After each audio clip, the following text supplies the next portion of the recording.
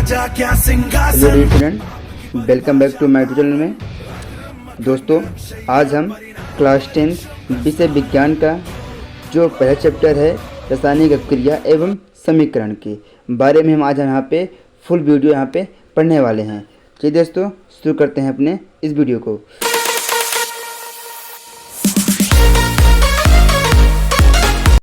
दोस्तों, हमारा पहला टॉपिक है रासायनिक अभिक्रिया, जिसे कहते हैं केमिकल रिएक्शन। यह हमारा चैप्टर नेम भी है। शुरू करते हैं। कह रहा है दो या दो से अधिक पदार्थ मिलकर एक या एक से अधिक नए गुणधर्म वाले पदार्थों का निर्माण करते हैं, रासायनिक अभिक्रिया कहलाते हैं। कहने का मतलब है जब आपस में दो पदार्थ दो या दो से अधिक हों, मिलेंगे आपस में तो एक नया पदार्थ बनाएंगे, तो क्या कहलाएंगे? रासायनिक अभिक्रिया कहलाते हैं। जैसे उदाहरण में कह रहा है हाइड्रोजन और ऑक्सीजन मिलकर जल का निर्माण करते हैं। कहने का मतलब क्या है? देखिए दोस्तों, हमें पता है हाइड्रोजन का फॉर्मूला होता है H, ऑक्सीजन का होता है O। जब ये आपस में मिलाएंगे क्या मानते हैं? H2O। ठीक है, पर ध्यान से प्रयास करना, हमारा जो H है और O है ये दोनों एटम हैं। क्या है दोस्तों? एटम। एटम मतलब क्या है? ये परमाणु हैं। परमाणु मान ली एक परमाणु एक छोटा कण है। ये हमें रिएक्शन करते समय ध्यान देना है कि परमाणु हमेशा अकेले रिएक्शन नहीं कर सकते, उनके साथ किसी न किसी को चाहिए, तो वो आपस में क्रिया करके लेते हैं, तो ये आपस में H2O और O2 बनाते हैं, और बनाने के बाद ये जल का निर्माण करते हैं। जो हमारा फार्मूला है H2O का निर्माण करते हैं। हमने इनको बैलेंस कर लिया है आगे 2 लगा करके। ठीक है दोस्तों, समझते हैं आप। नेक्स्ट चलते हैं आगे। हम इसके आगे आपको पूरा बताएंगे ये कैसे बना रिएक्शन, आगे हम पढ़ेंगे। ठीक है दोस्तों, चलिए अगला एक्शन में रासायनिक अभिक्रिया में अवस्था में परिवर्तन होता है, रंग में परिवर्तन होता है, ताप में परिवर्तन होता है, गैस में उत्सर्जन होता है, वाष्पीकरण, ऊर्ध्वपातन, आसवन और अपकेंद्रीकरण। ये सब जितने भी आप देख रहे हैं पॉइंट, ये सब रासायनिक अभिक्रिया में होते हैं। ये क्रियाएँ, ठीक है, ये सभी क्रियाएँ रासायनिक अभिक्रिया में होते हैं। ठीक है दोस्तों, चलते हैं नेक्स्ट।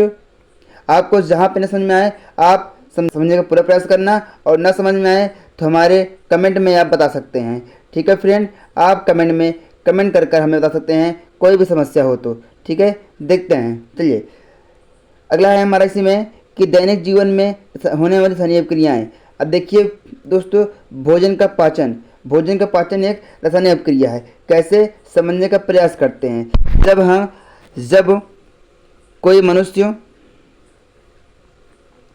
यहाँ से भोजन को अंदर लिया, हमने यहाँ से खाना नहीं, हमने भोजन को खाया, और खाने के बाद यहाँ पे गया, तो यहाँ पे जो पाचन क्रिया होती नहीं अंदर, वो क्या करते हैं? सभी हमने पदार्थ को अंदर लिया, ठीक है, पदार्थ को अंदर लिया, और यहाँ पे पाचन क्रिया के रूप में क्या हुआ? वहाँ पे कई रूपों में बढ़ गई। कैसे? हमें उसी भोजन से मिल रहे हैं पोषण, प्रोटीन, विटामिन, तो ये क्या हुआ? वो हमें एक प्राप्त हो रहे हैं ना।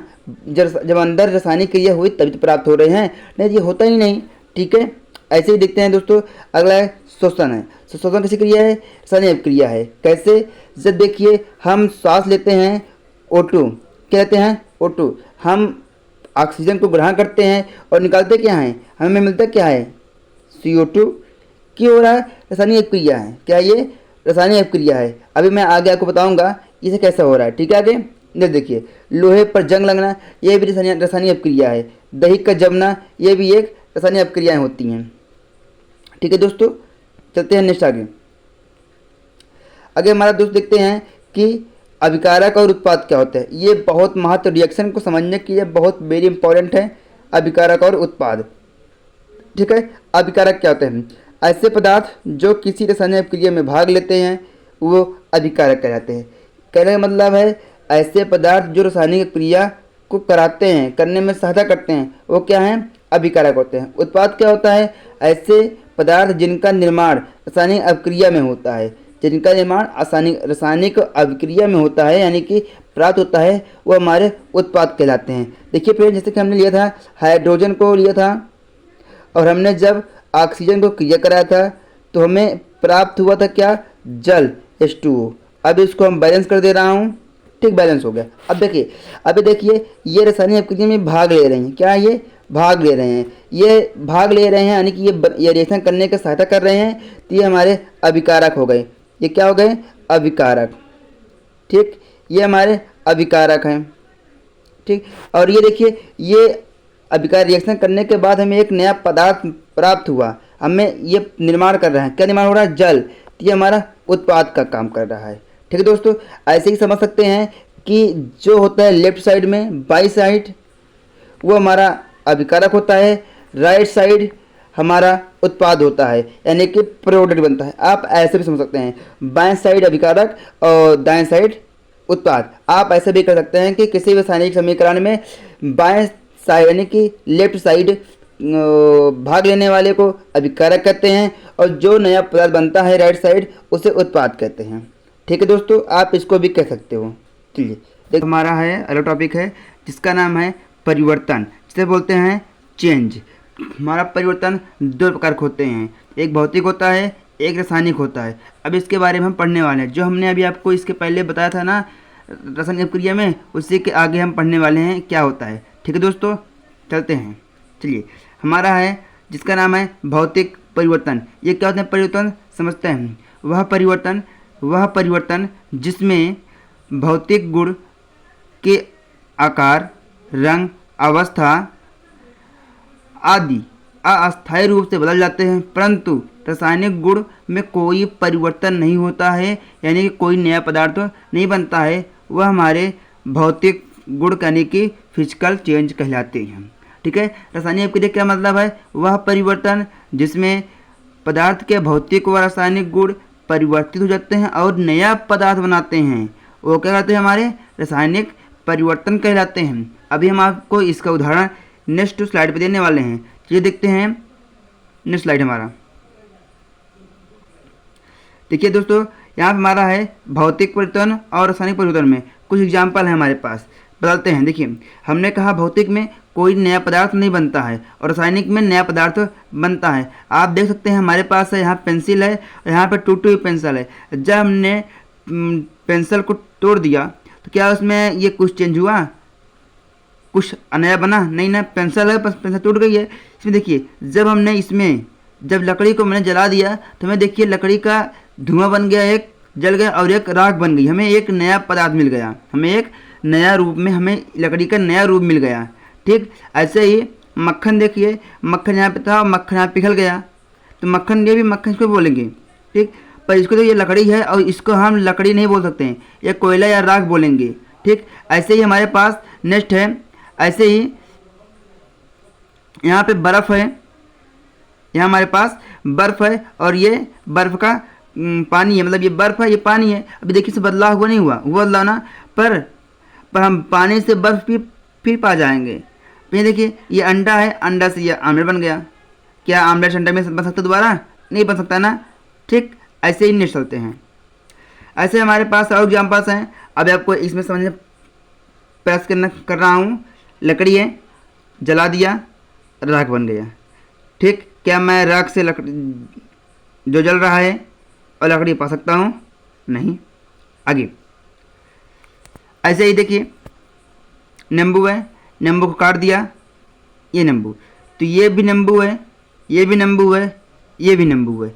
इसको नींबू ही कहेंगे, लेमन ही कहेंगे, कोई और कहेंगे? कुछ नहीं, वही सेम तरीके से। ठीक, चलिए नेक्स्ट समझते हैं। दोस्तों, हमने जो यहाँ पे आपको समझाने का प्रयास किया है, ऐसे हमारे पास और भी एग्जाम्पल्स है। ठीक है, चलिए हमारे पास ये इसके रासायनिक और भौतिक में परिवर्तन में अंतर देखते हैं।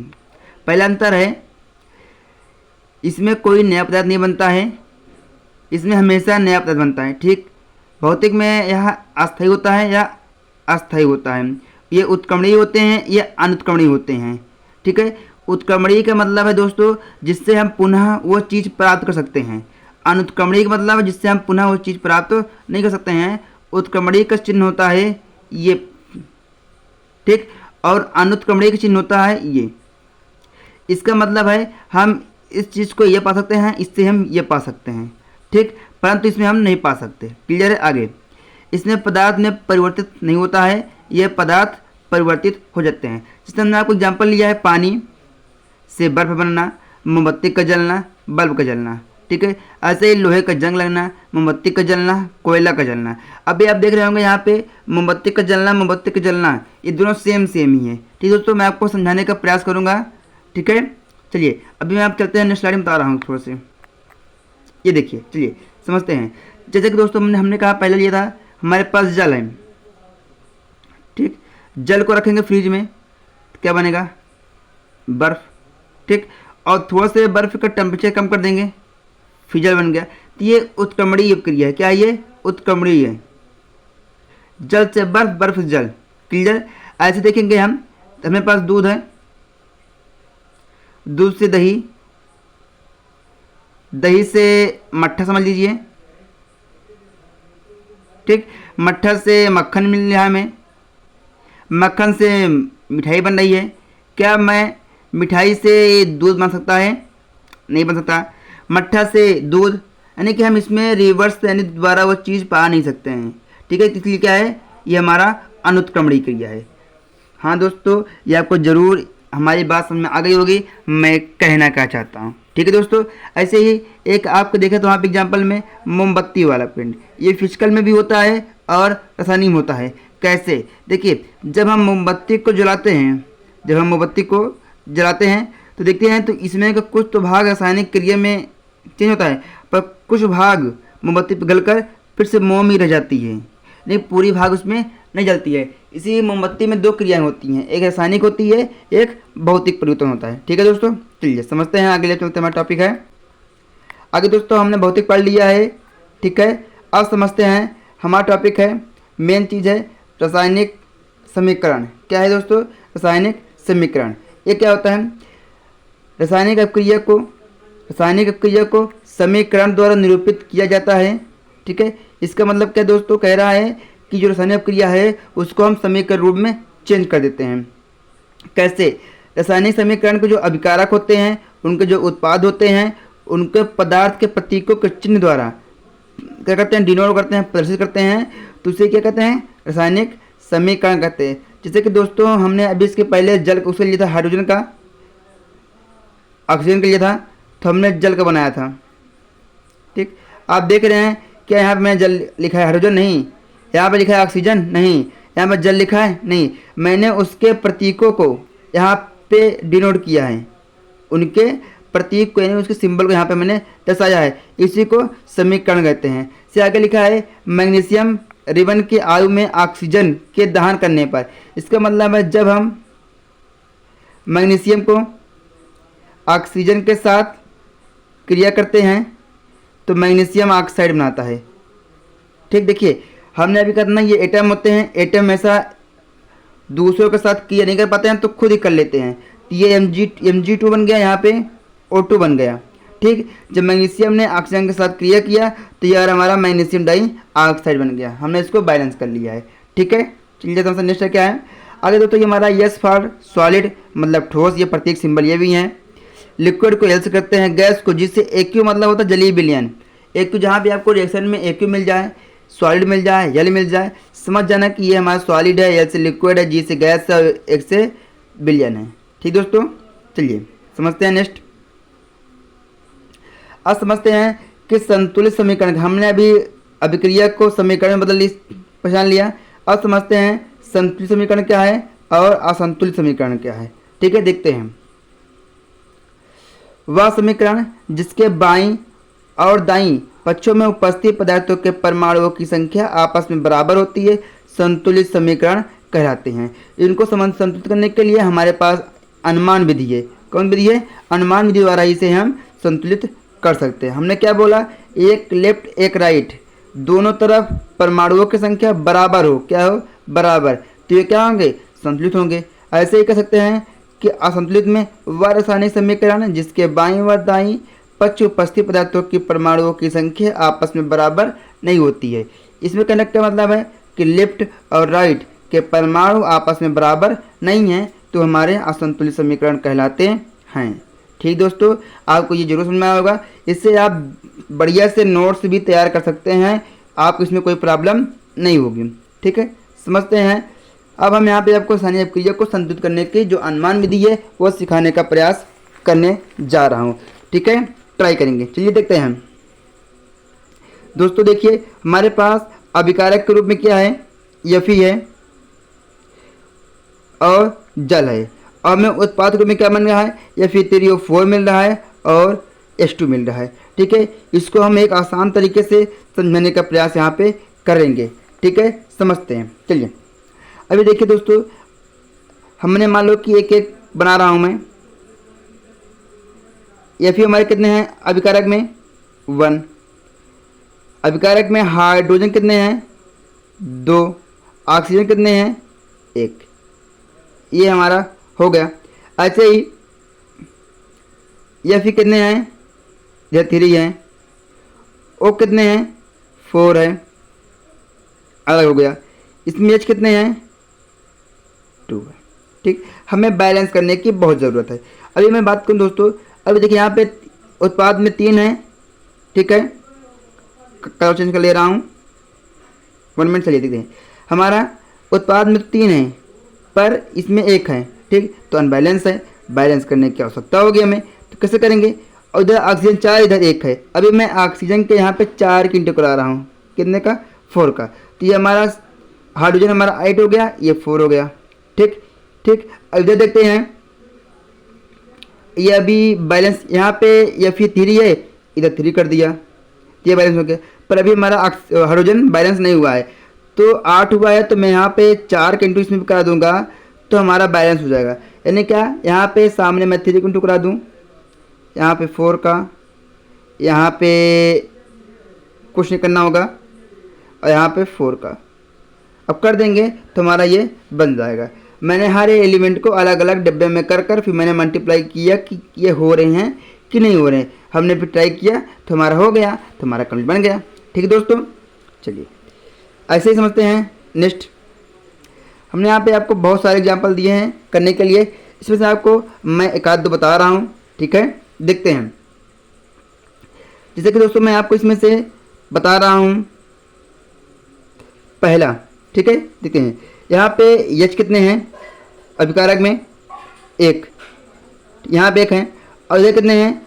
अब ये जो इस प्रकार से लिखा हुआ है, इसका मतलब है कि 2 कम 2 है, यहाँ भी ये भी 2 है और H भी 2 है। ठीक है, ये मतलब है। ठीक, चलिए देखते हैं। ठीक है, यहाँ पे H 1 हो गया, यहाँ पे 2 है, मतलब हमारे H 3 है, इधर 3 H है, इधर कितने H है, 2 H है। ठीक, मतलब कि ये बैलेंस नहीं है, तो इनको बैलेंस करना हमारे लिए बहुत आवश्यकता है। ठीक है, जब तक बैलेंस नहीं करूँगा तब तक ये समझ में हमें नहीं आएंगे। ठीक है, चलिए देखते हैं बैलेंस करने का तरीका। हमने आपको बताया है आपको अनुमान विधि से ही इसको करना है, इसकी और कोई विधि नहीं है। आप क्लास 10 में पढ़ रहे हैं तो इसको अनुमान विधि से ही सॉल्व करना होगा। ठीक है, आप एक आध 2 बार बढ़िया से प्रैक्टिस करेंगे तो आपको आसानी से ये समझ में आ जाएंगे। ठीक है, चलिए शुरू करते हैं।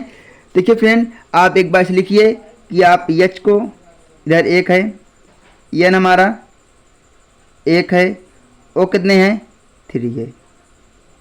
ठीक, ऐसे ही कैल्शियम 1 है, ऑक्सीजन 2 है, हाइड्रोजन 2 है।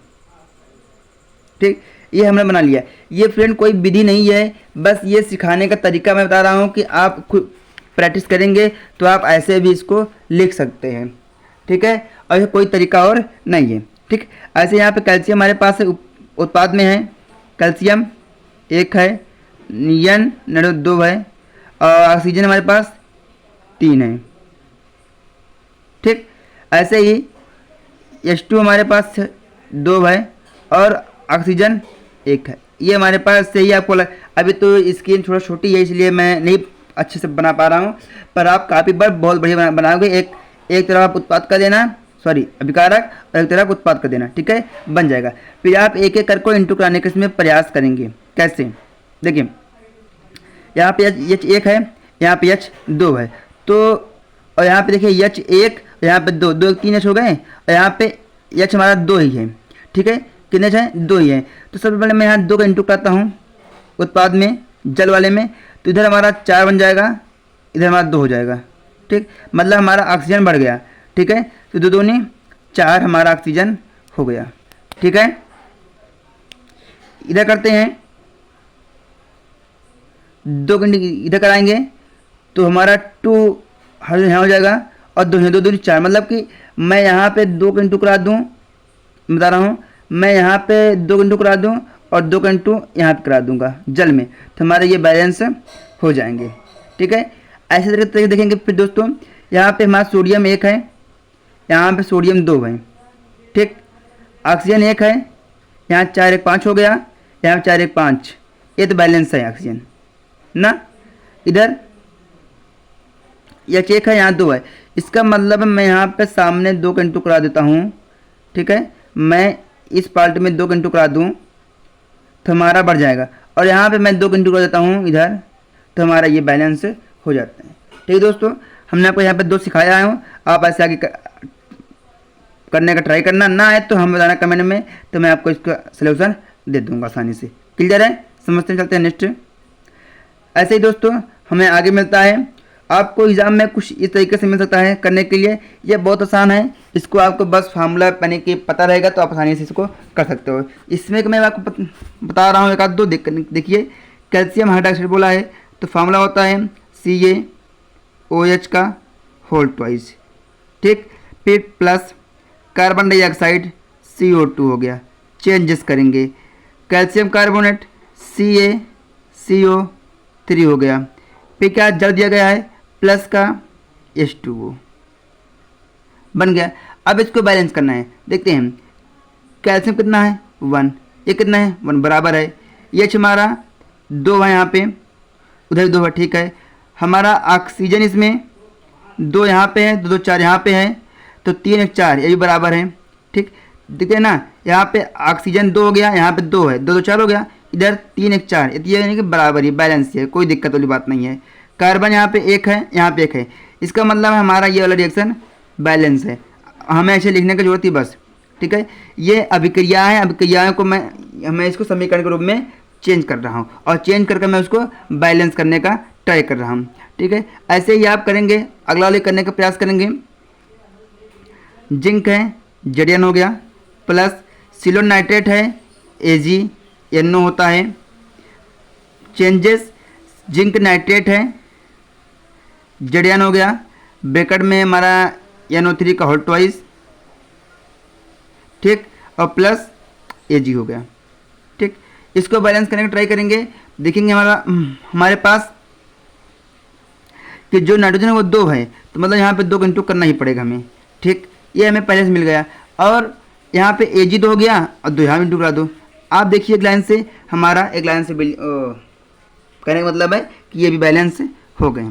ठीक है, ऐसे आप ट्राई करना COD को, ना है तो बताना कमेंट में, मैं इसको बताने का प्रयास करूँगा। ठीक है, आप सपोर्ट करेंगे तो जल्द ही मिलेंगे आपको नए अंदाज में। ठीक है, अभी छोटी स्क्रीन है, कभी बड़े स्क्रीन पर आएंगे हम लोग, देखते हैं। चलिए अब हम बात करने वाले हैं रासायनिक समीकरण को संतुलित क्यों करना आवश्यक है। देखिए करना इसलिए आवश्यक है दोस्तों कि जब हम कोई रिएक्शन करते हैं, ठीक है, तो उसमें कितने हमने अभिकारक से कितने परमाणु निकलकर उत्पाद के रूप में बने हुए हैं, तो हमें वहाँ पे ये बताता है। ठीक है, देखिए लिखा है हमने कि रासायनिक अभिक्रियाओं के पहले अभिकारक, उसके बाद उत्पाद, प्रत्येक परमाणुओं की संख्या को बराबर होना चाहिए। क्यों होना चाहिए? क्यों कहता है कि द्रव्यमान संरक्षण के नियम में बताया गया था कि किसी भी रासायनिक अभिक्रिया में द्रव्यमान का ना तो हम निर्माण कर सकते हैं ना तो नष्ट कर सकते हैं, बल्कि एक रूप से दूसरे रूप में हम परिवर्तित कर सकते हैं। ठीक, मतलब कि हम जब रिएक्शन कराते हैं तो उसका कोई भी अणु परमाणु नष्ट नहीं होते हैं, बस एक स्वरूप से दूसरे रूप में वो चेंज हो जाते हैं। ठीक है दोस्तों, चलिए नेक्स्ट। अब देखते हैं दोस्तों, हमारे पास आ गया है रासायनिक अभिक्रिया के प्रकार के बारे में। ठीक है, अब इसके बारे में समझने का हम प्रयास करते हैं। रासायनिक अभिक्रिया क्या है? रासायनिक अभिक्रिया संयोजन, इसको बोलते हैं कॉम्बिनेशन रिएक्शन इंग्लिश में। कहने का मतलब क्या है? जब हम दो या दो से अधिक पदार्थ आपस में मिलाते हैं, यानी कि अभिकारक के जब हम दो या दो से अधिक पदार्थ मिलाते हैं तो हमें एक नया उत्पाद प्राप्त होता है, जोड़कर एक नया उत्पाद बनता है, तो हमारा क्या होता है? संयोजन अभिक्रिया कहलाती है। जैसे कि हमने ए और बी को जोड़ा तो सी प्राप्त हुआ। ऐसे ही उदाहरण समझने का प्रयास करेंगे। जब हमने कार्बन को लिया और कार्बन के साथ हमने ऑक्सीजन को किया तो ये आपस में जुड़कर कार्बन डाइऑक्साइड का निर्माण करते हैं। ऐसे ही जब हमने हाइड्रोजन और ऑक्सीजन को ऐड किया और करने के बाद हमें प्राप्त हुआ 2H2O। क्या हुआ, यानी कि इसमें से यह ऑक्सीजन हाइड्रोजन दोनों ऐड होकर तभी तो जल बनाए हैं ना। ये क्या हुआ, जब हम दो या दो से अधिक पदार्थ आपस में मिलाकर एक नया पदार्थ बनाते हैं तो वह हमारा संयोजन अभिक्रिया यानी कि कॉम्बिनेशन रिएक्शन कहलाता है। ठीक है, समझते हैं। नेक्स्ट अगला हमारा है वियोजन अभिक्रिया। ये क्या होते हैं, वियोजन अभिक्रिया होता क्या होता है, एक अभिकारक टूटकर दो या दो से अधिक उत्पादों में बदल जाते हैं। कहने का मतलब क्या है, आपके पास कोई एक अभिकारक है, उसको हम दो पार्टों में तोड़ दे रहे हैं, दो पार्टों में हम आसानी से तोड़ देते हैं। इसके तीन तरीकों कर सकते हैं। एक होता है ऊष्मीय से यानी ऊष्मा से तोड़ते हैं, दूसरा विद्युत से टूटता है, तीसरा प्रकाश से टूटते हैं। यानी कि टूटने के कुछ न कुछ, देखिए अभी कोई कुछ होता है, ये कोई भी कार्य होता है, कोई भी वर्क होता है, उसको कोई अदर पार्ट चाहिए करने के लिए। अभी हम खाना पकाते हैं, पहले खाना हमारा कच्चा होता है, पकने के लिए उससे ऊष्मा चाहिए, तो इसका मतलब क्या है, हमने ऊष्मा से द्वारा उसको की ना। उसी तरीके से ये तीन तरीके से होता है। ठीक है, टूटने की क्रिया देखिए, पहले हमने क्या कहा, ऊष्मा। ऊष्मा क्या है, जब अभिकारक को हम गर्म करते हैं तो टूटते हैं। जैसे हमारे पास कैल्शियम कार्बोनेट है, जब इसको ऊष्मा दिया तो हमारा कैल्शियम ऑक्साइड और कार्बन डाइऑक्साइड में टूट गया है। ठीक है, ऐसे ही विद्युत वियोजन है, जब हमने विद्युत धारा प्रवाहित किया तो विद्युत धारा प्रयोग करने से ये जल है, जल को दो भागों में हमने तोड़ दिया। ठीक है, जल को भी दो भागों में हमने तोड़ दिया। ऐसे ही प्रकाश के, जब हमने सूर्य के प्रकाश की उपस्थिति में जब हम सिल्वर क्लोराइड को गर्म किया तो वह सिल्वर और क्लोराइड के रूप में टूट जाता है। ठीक है, इसे ही इस अभिक्रिया को श्याम श्वेत फोटोग्राफी भी कहते हैं। ठीक है, यानी कि उसमें इसका प्रयोग होता है। अगला दोस्तों है हमारा है विस्थापन अभिक्रिया। क्या है, विस्थापन अभिक्रिया। ये क्या होते हैं, इस अभिक्रिया में अधिक क्रियाशील तत्व कम क्रियाशील तत्व को एक दूसरे से विस्थापित कर देते हैं। इसका मतलब है कि ये अपनी क्रियाओं को, यानी कि अपने जो परमाणु होते हैं वो आपस में बदल लेते हैं। कम, यानी कि जो कम क्रियाशील हैं वो अधिक क्रियाशील तरफ चले जाते हैं। जैसे कि बात करें, हमारे पास या फिर आयरन लोहा है और कापर सल्फेट है। यहाँ पे देखेंगे कि जब यहाँ पे देखिए ये जो कापर सल्फेट है ये आयरन की तरफ चल जाके यहाँ विस्थापित हो गया है। कहने का मतलब क्या, मैं बात करूँ एक, आप अच्छे से देखिए, अभी देखिए अभी क्या है, पहले देखिए सलमान खान थे, मैं आपको बता रहा हूँ। ठीक है, समझने प्रयास करना है। सलमान खान थे और अनुष्का सेन थी। ठीक, पहले सलमान खान और अनुष्का थे। ठीक है, साथ में मूवी करते थे, साथ में थे, परंतु बाद में विराट आ गई, विराट कोहली जो थे। आने के बाद क्या हुआ, अनुष्का इनके साथ हटकर विराट के पास चले आए, तो क्या बन गया, अनुष्का विराट और सलमान अलग हो गए। इसी प्रकार से विस्थापन अभिक्रिया क्या होता है, इसी अभिक्रिया में यानी कि एक स्थान से निकलकर दूसरे स्थान पर ऐड हो जाते हैं। ठीक है, आपको आसानी से समझ में आ गया होगा। समझते हैं नेक्स्ट को। अगला हमारे पास है द्विविस्थापन अभिक्रिया, डबल डिस्प्लेसमेंट रिएक्शन। ये क्या होते हैं, इस अभिक्रिया में उत्पाद का निर्माण दो यौगिकों के बीच आयनों का आदान प्रदान करके होता है। इसमें क्या होता है, जो भी अभिकारक होते हैं वो आपस में आयन का आदान प्रदान करके, यानी कि वो वाला इनको दे देते हैं, वो वाला वो ले लेते हैं, मतलब कि आपस में अदली बदली कर लेते हैं, बोलते हैं तुम भी खुश रहो हम भी खुश रहें। ऐसे ही आदान प्रदान करके ये आपस में उत्पाद का निर्माण करते हैं। जहाँ भी आपको इस प्रकार का दिखे रिएक्शन, समझ जाना कि हमारा द्विविस्थापन अभिक्रियाएं हैं। क्या हो रहा है, सोडियम सल्फेट ने जब बेरियम क्लोराइड के साथ क्रिया किया तो बेरियम सल्फेट और सोडियम क्लोराइड का निर्माण किया है। ठीक है, बेरियम सल्फेट एक सफ़ेद अबिलेय अवक्षेप है, यानी कि जब ये प्राप्त होता है तो ये नीचे सफ़ेद अवक्षेप के रूप में यानी कि नीचे ऐसे बैठ जाता है। ठीक है दोस्तों, समझते हैं। नेक्स्ट अगला हमारा विधि है उपचयन और अपचयन। ये क्या होते हैं? उपचयन, पदार्थ में ऑक्सीजन की वृद्धि, पदार्थ में ऑक्सीजन की वृद्धि या हाइड्रोजन का ह्रास, मतलब कि किसी में जिसमें कोई अभिकारक है, जब उसमें ऑक्सीजन जुड़ जा रहा हो और या फिर हाइड्रोजन की कमी हो रही है, हाइड्रोजन की कमी हो रही है, तो हमारा उपचयन होता है। क्या होता है? उपचयन। अपचयन क्या है? यदि या किसी में हाइड्रोजन की वृद्धि हो रही है, ऑक्सीजन कमी हो रही है, तो समझ जाना कि वो हमारा अपचयन हो रहा है। जिसे किस समझने का प्रयास करें, यहाँ देखिए कार्बन और ऑक्सीजन मिलकर के कार्बन डाइऑक्साइड बना दी है। देखिए इसमें क्या हुआ, इसमें ऑक्सीजन की वृद्धि हो गई, हुई ना। ठीक है, ये हमारा क्या है? ये हमारा उपचयन हो गया। ठीक, ऐसे ही ये हमारा कापर है, सॉरी कापर ऑक्साइड है और H2O है। यहाँ देखिए, यहाँ से ये ऑक्सीजन का ह्रास हो रहा है, देखिए यहाँ से ये निकल गया इनके पास, और यहाँ पे हाइड्रोजन जुड़ जा रहा है, हुआ ना। मतलब कि ऑक्सीजन का ह्रास कमी हो रही है और इसकी वृद्धि हो रही है। ठीक, तो ये क्या बन गया? जल बना रहे हैं, मतलब ये क्या हमारा अपचयन है। आप समझने का प्रयास करना, मैंने आपको ये सभी डिफिनेशन ऐसे बनाया हूँ कि जो आप आसानी से समझने का पूरा प्रयास कर सकते हैं। ठीक है, उपचयन में क्या हुआ? ऑक्सीजन की वृद्धि, हाइड्रोजन का कमी। अपचयन में हाइड्रोजन वृद्धि और ऑक्सीजन की कमी, ये हमारे पास थे। ठीक है, चलते हैं नेक्स्ट। अगला हमारा है, ये वेरी इंपॉर्टेंट भी ध्यान देना, रासायनिक अभिक्रिया के प्रकार में तापमान, हमने यही प्रकार में आते हैं पर थोड़े से तापमान के आधार पे। कैसे? उष्मा क्षेपी अभिक्रिया और उष्मा शोषी अभिक्रिया। ये क्या होते हैं? जिन अभिक्रियाओं में उत्पाद के निर्माण के साथ साथ उष्मा का भी उत्सर्जन होता है। मतलब कि कोई एक नया पदार्थ बनता है पर साथ में कुछ न कुछ उष्मा एनर्जी भी प्राप्त होती है, वो हमारे क्या होते हैं? उष्मा क्षेपी अभिक्रिया कहलाते हैं। जैसे कि हमने मेथेन और ऑक्सीजन की क्रिया कराई तो हमें कार्बन डाइऑक्साइड, जल और साथ में कुछ उष्मा भी प्राप्त हुआ, तो हमारे क्या होंगे? उष्मा क्षेपी अभिक्रिया कहलाते हैं।